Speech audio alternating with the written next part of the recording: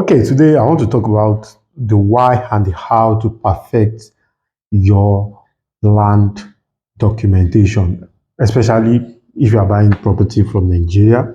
Yes, Lagos is going to be my example. I'm going to be using Lagos property as example, but it's basis. I'm not going to be giving you details because how to perfect the title of land A is going to be a little bit different from how to perfect the title of land B. Okay, so however, the basics is what we are going to be looking at, and that basics too can work in most of other states in Nigeria. So that's basically what we are going to be looking at today. And the reason why this is important is because it's one of the questions a lot of people usually ask.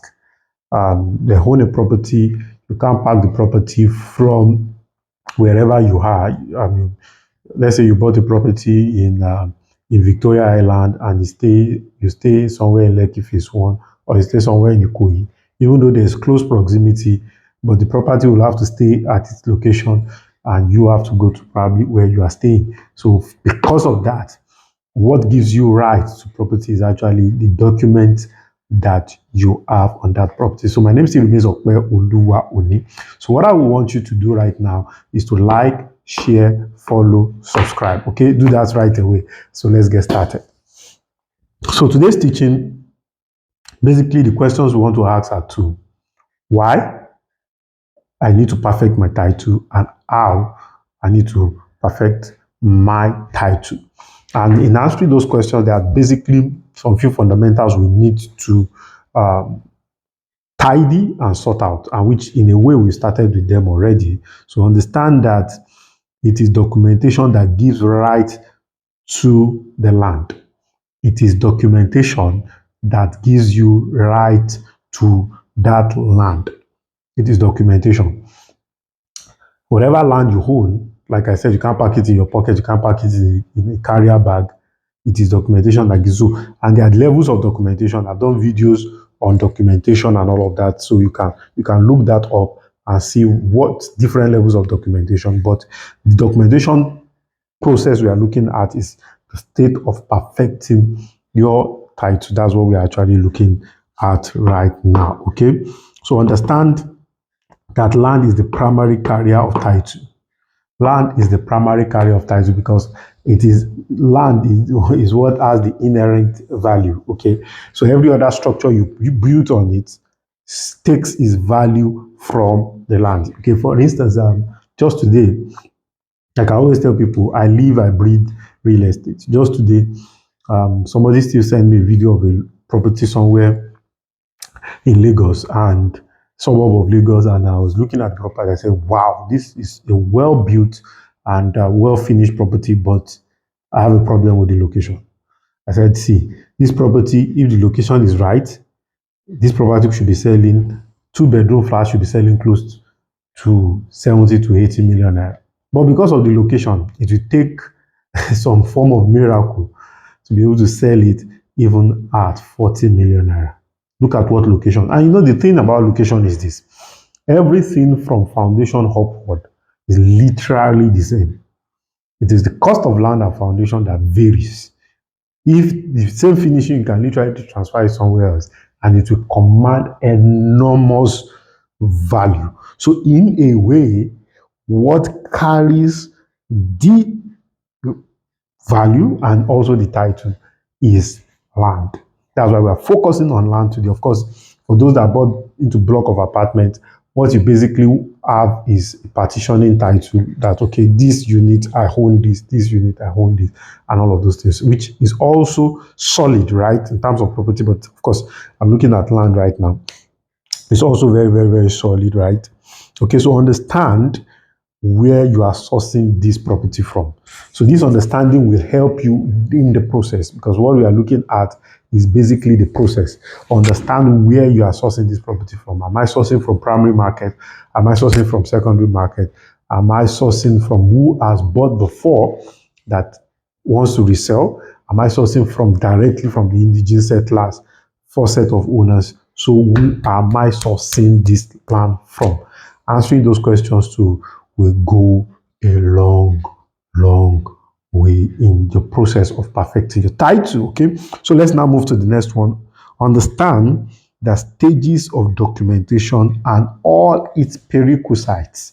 Okay, their sequence. When you start, I'm still going to look at that shortly. So from when you are signing your MOU or contract of sales or whatever, you're acquiring the land, you move to another phase, and that stage you move to basically is the stage of payment, completed payment for the whole land, you sign a deed. For the deed to make sense, you need to have done a registered survey so that they can quote it in the deed. That's process. It's a process, right? That process is also very, very important. So you need to know, okay, if I'm doing this, I need to do this, I need to do this, I need to do this, okay? So all these are very, very, very important. So let's move to the next. Okay, so let's now answer the question of why, because that question is important. Why do I even need to? Because the process of perfecting your title can be very, very cumbersome, can be very, very tiring, can be very, very draining. And if you don't answer the question of why, it's going to look like you are just wasting your time. So you must be able to answer the questions of why. So what are the reasons why I need to do this? And your strong why is what is going to keep you going, because the process can be very, very tiring, and the bureaucracy around it can almost take it forever. There are process documents that we've been processing now for months, some for years, and we've not gotten the title out. Okay, but of course, each process too comes with its own benefit and all of those things. And let's run through it. So the why is a universal why. Whether you are doing land, whether you are doing housing, whether you are doing block or flat, it is a universal why. So number one reason is legal ownership and security. So legal ownership and security. So here, basically what we're talking about is that if you don't do your document, if you don't have any form of documentation, you don't have proof of ownership, okay, from receipt to this contract you signed to everything. These are the things that says that you're actually the owner of that property. So legal ownership and security is a proof of ownership. Then in terms of security, the title that you have is what gives you some sense of ownership and comfort that, okay, this land is secure and it belongs to me, or whatever process you started, that's what gives you that sense of security, ease, and ownership. Okay. Then number two, ease of transfer and sales. So what do I mean? Probably you are buying to hold so that you can transfer later in the future. So ease of transfer, future transaction. Probably you want to sell part of the property. When you have a title that shows that you are the one that own what you have right now, gives you some measure of confidence to be able to transfer ownership. Okay, that's very, very important. And also the value of a land that has a document and the value of the land that does not have a document does not sell the same way. The value of the land that has document and the value of the land that does not have the document does not sell the same way. The number three is accessing financing. Okay, so when you do your title, it gives you opportunity, it gives you leverage. For instance, now, if you want to access mortgage in bank to have, a property that has title will be considered first. I don't even think whether they will consider a property that does not have a title in any way at all. So it will be considered first, right? So bank will always consider that to finance maybe a project, mortgage, and all of those things. Bank financing will always consider property that has title first. And let's now look at it now from the angle of collateral, right? There's no way you can tender a document or a property that does not have collateral. It is almost impossible. Nobody will recognize it. Nobody, because it's not really traceable to any registry. Okay. One of the things that there was a time the noise was going around about the fact that we need to start bringing blockchain into our transactions. So what blockchain basically helps to do is that it gives authentication that this person owned this and at this very particular time, and everybody can almost verify that. So also is what the registry is supposed to be doing, and both physical and digital registry is supposed to be doing. It's supposed to be able to say, Mr. A bought this land from Mr. B, Mr. B sell to Mr. C, Mr. C sell to Mr. E, Mr. E divided it into 5, sell to Mr. F, G, K, A, M. So stuff like that, right? So it is the title that allows you to be able to do that, and the history of that property can easily be traced, right, in such a way, and it gives whoever is holding onto that title as collateral and he wants to release his cash, give them some measure of confidence. Okay, so let's look at it from that angle. Then number 4 is development and utility access. Okay, what do I mean by development and utility access? For instance, building permits. Nobody will give you title if you don't have, if nobody will give you building permit. Nobody, you can't even start the process.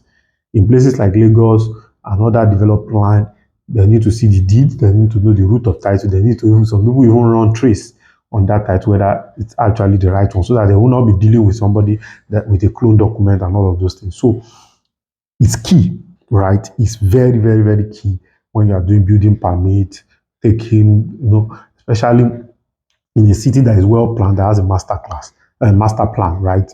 So you owning a title will go a whole long way. And the fact that they know that this person has a title, this person is well documented, he has a building permit, they factor you into the utilization of the common utility and amenities of the community, right? That is one of the things that is usually done. You are being factored into that utilization, and ultimately it makes a whole lot of sense. Then number 5 is tax, regulation, and legal issue.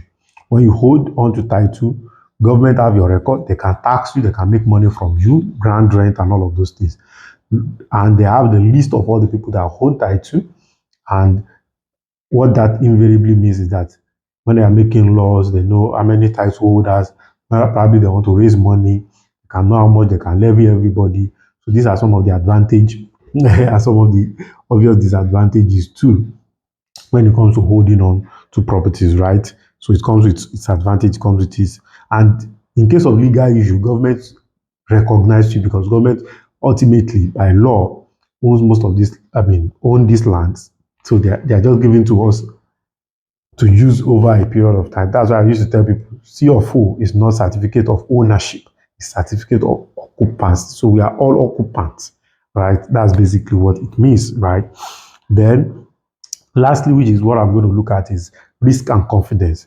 Owning a title significantly reduce the risk that you are exposed to. Everybody should know that no investment, no form of investment ever that you have ever done that is risk-free. No form of investment that you can ever done that is risk-free, right? It's not risk-free, so it comes with its own measure of risk. But the fact that you have owned a title, you have drastically reduced your risk exposure and all of those things. And it gives you confidence, it gives investors confidence. When you want to bring in investors and you are pitching the project to them, it will reduce this risk drastically. For instance, now let's say I own 1,000 square meters in Bagada, right? And there's a title, genuine title, traceable title, and all of those things. And I want to raise off-takers. Maybe on that 1,000 square meter, I want to do maybe 50 units of apartment on that 1,000 square meter, underground parking and all of those things. And I'm raising off-takers for that project. The title gives me confidence to go and do that. And because it's an off-plan project too, the off-takers funding is going to do a significant part of the project since I've already secured the land with a title. Okay, so these are some of the things, these are some of the whys and the strong whys I believe you should perfect that land title. Now, how do you go about it? I'm going to run through this, right? How do you really go about it? Number 1 is comprehensive due diligence. Thorough, tough due diligence. I can't really go into details of due diligence again right now because I've done several videos 12 mistakes you should not make, and the book is coming out too very, very soon. So due diligence is one area that you need to do, and it's going to is the background, right? You must get it right. Then number two, of course, after your due diligence, there must have been an exchange of MOU contracts and all of those things. You do the survey of that land. That land is what basically survey does is shows you the perimeter of the land, right? Perimeter of the land. So you do the survey of that land, perimeter and the coordinate and all of those things of the land. Registered survey, by the way, there are draft survey, there are all kinds of survey, but it should be a registered survey. So then you proceed after completion of payment to having a deed. There's how a deed is prepared. There's a standard. You need to get a professional. Please, all this process I'm talking about, your due diligence and every other thing I'm going to be mentioning, please engage a professional. If possible, outsource this, right? Outsource it so that they can do it the way it's supposed to be done and the output can be predictable. That is very, very, very important. So you got the deed is usually prepared by a lawyer, verified by also a lawyer, prepared, insert all the necessary recitals and all of those things, signed and executed.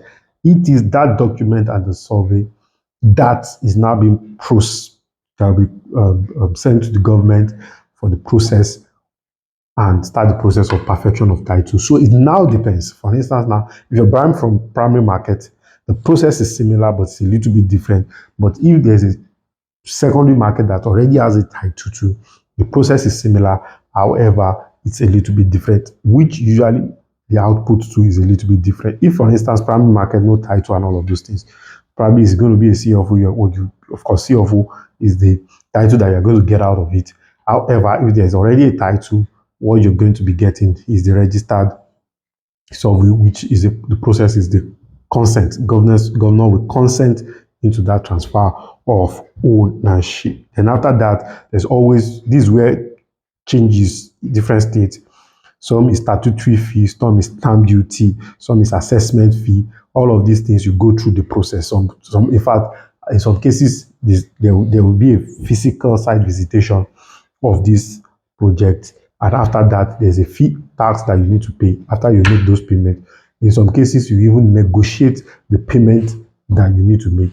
After you've done all of these things, you now hand it over to a PR.